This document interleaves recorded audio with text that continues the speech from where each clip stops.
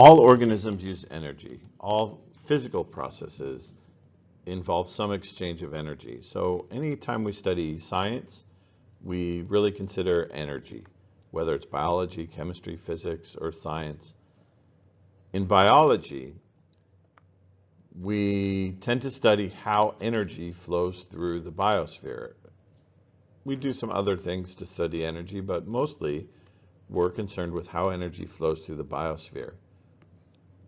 The biosphere contains all living things, and we're going to divide those living things into two major categories, and then those major categories will be divided into smaller categories. The two major categories are producers and consumers. So this lesson is on energy, producers, and consumers.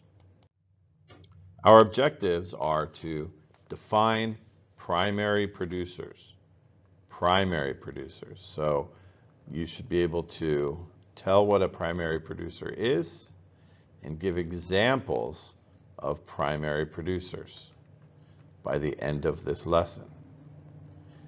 Our second objective is to describe how consumers obtain energy and nutrients. So consumers need to, well, all organisms need energy and nutrients. So you're going to describe primary producers and describe how consumers obtain energy and nutrients. Where do you get your energy from? Every time I ask that question, students say things like, well, from sleep or from caffeine. Those are not correct answers. You get your energy from one place, and that's from your food. You consume energy that was produced by, let me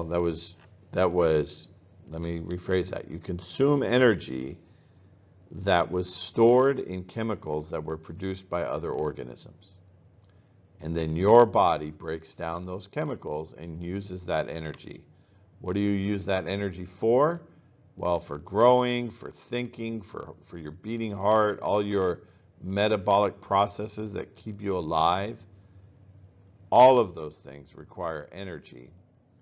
And you get that energy through your food. All living systems require energy for growth, reproduction, and metabolic processes. But no organism can create energy. No organism can create energy. So don't be misled by this name, primary producers. Primary producers do not create energy. Organisms can only use energy from other sources. Organisms that can capture energy from non-living sources and convert it into forms that living cells can use are called autotrophs. Autotrophs. So make sure you have that in your notes and you know what an autotroph is. Sorry, my pen is acting kind of funny. My pen is continuing to act very funny. Let me try that again. Nope, it's not going to work.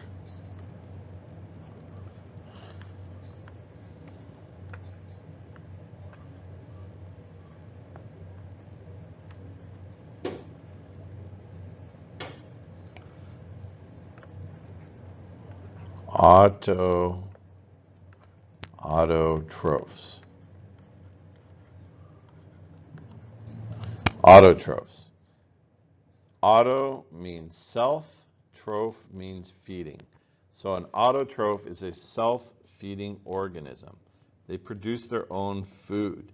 This plant is an example of an autotroph. It's a primary producer. What other organisms are primary producers? Well, plants are primary producers. Algae are also primary producers. Some bacteria are primary producers. One way that primary producers produce their own food,